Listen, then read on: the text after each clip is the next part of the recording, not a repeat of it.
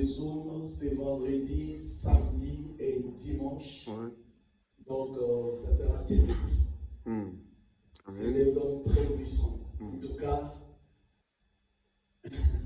c'est richement béni. Je le connais. Amen. Je le connais. C'est richement béni.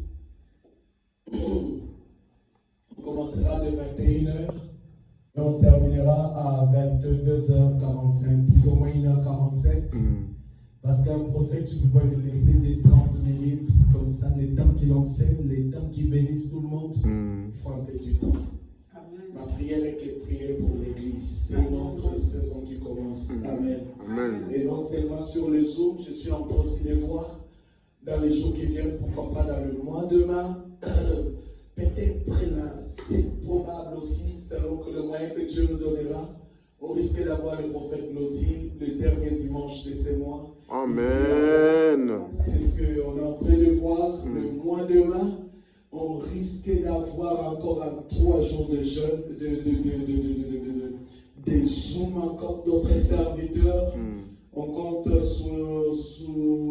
voilà, solliciter les pasteurs Percy aussi. Dans le jour qui vient, le mois de mars, nous allons entrer dans une saison de programme en programme. Nous allons le faire en présentiel et nous allons le faire aussi dans le virtuel aussi. Amen. Amen. Nous allons cogner. Mais toutes ces choses, ça demande de grands moyens. Ne manquons jamais, si Dieu vous bénit humblement, vous voyez l'ancienne Chérita, vous lui donnez pour l'église au moins où tout le monde, vous pouvez donner au frère Kofi, vous pouvez donner, c'est ce que ça demande de moyens. L'évangile est gratuit, mais l'évangélisation est payante. Il faut payer des moyens, il faut faire ceci, il faut faire cela, que chacun prenne à cœur dans la prière, dans l'évangélisation aussi. C'est notre église, c'est l'œuvre du Seigneur. Amen. Amen. Si toi tu n'es pas béni, peut-être c'est ton enfant qui sera béni dans cette église. Peut-être c'est ton voisin. Mais nous devons apprendre aussi à connecter les autres aussi à la grâce. Mais peut-être qu'on est là qui n'a pas été béni. Mani, tu n'as jamais été béni dans cette église ici. Je ne veux pas beaucoup parler. Frère Gofi, je ne voulais même pas parler. Tu es venu ici célibataire, tu es marié ici. Tu es devenu patron, tu voyages dans cette église.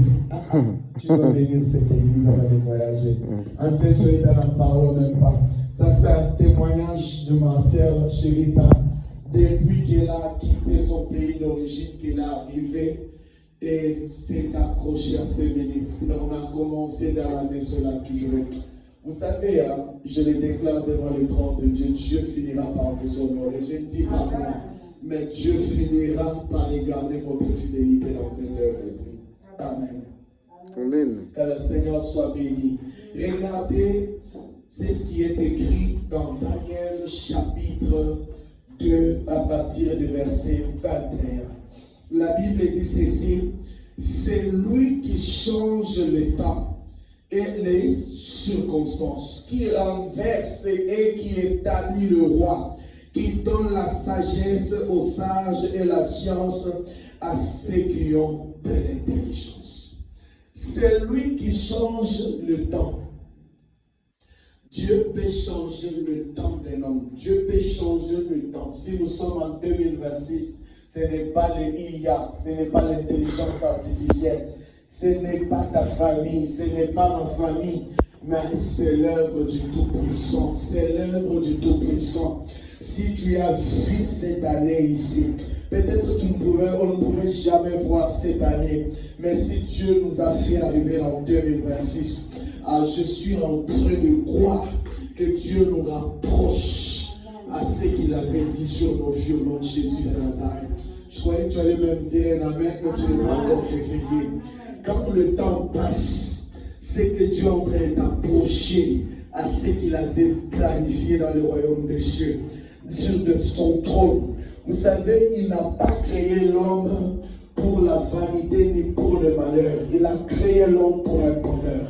C'est que ces bonheurs-là, tu dois les toucher. Je crois que tu allais même lever ta main au ciel que c'est ton temps qui arrive. Je suis en train de déclarer, il change le temps. Vous savez, je suis en train de déclarer, si les hommes avaient prophétisé qu'il y a un mauvais temps qui va arriver dans ta vie, je me tiens comme un apôtre de Dieu. Je me tiens comme Pierre cet après-midi. Et je viens déclarer, parce qu'il a été dit à Pierre, que ce que tu déclareras sur la terre sera aussi déclaré dans le ciel. Je suis en train de déclarer autant que ton temps est en train de changer. Je suis en train de déclarer que si les hommes avaient déclaré que tu vivras un temps de malheur sur la terre, je suis en train de prophétiser que le temps de Dieu va remplacer le temps des hommes dans ta vie.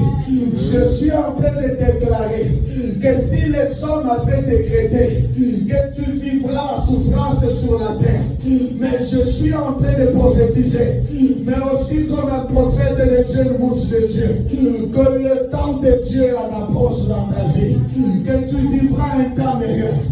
Je suis en train de dire à quelqu'un que l'Ecclésiaste est en train de s'accomplir, qu'il y a un temps pour pleurer, mais qu'il y aura un temps pour se réjouir et pour danser.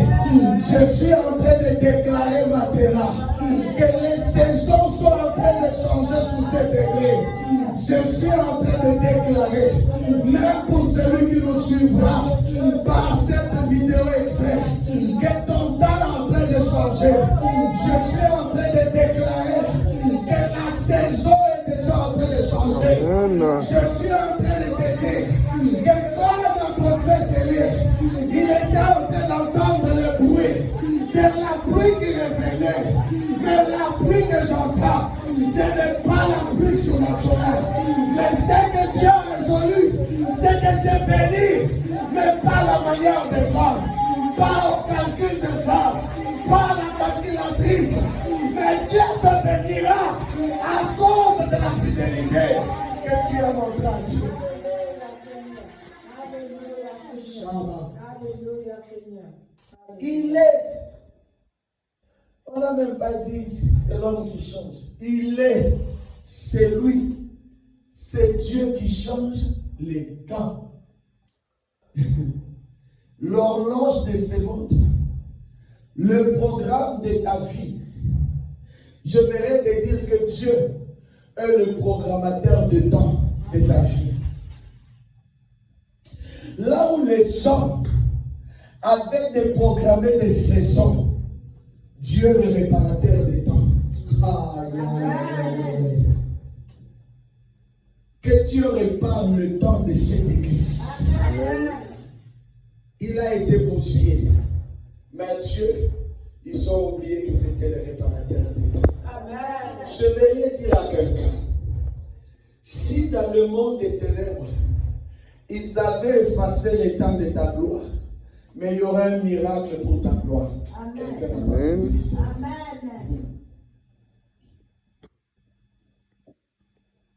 C'est lui. Je vais oser dire que Dieu est le créateur des temps. Dieu est le créateur des époques. Dieu est le créateur des saisons. Quand il y a l'hiver,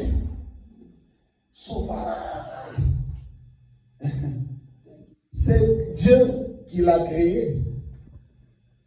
Dieu peut envoyer le froid sur l'Afrique.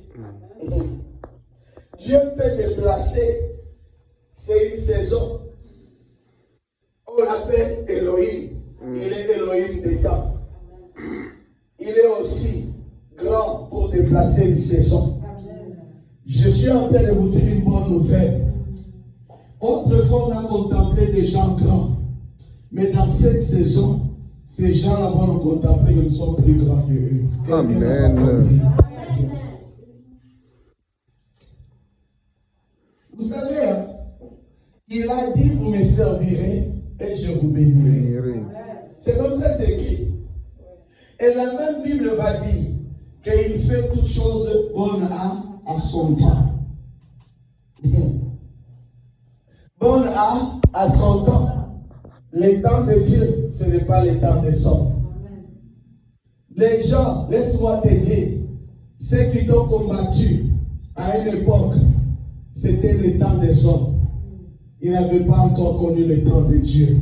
Je prophétise sur tout un chacun, l'époque de Dieu est arrivée. L'époque de Dieu est arrivée.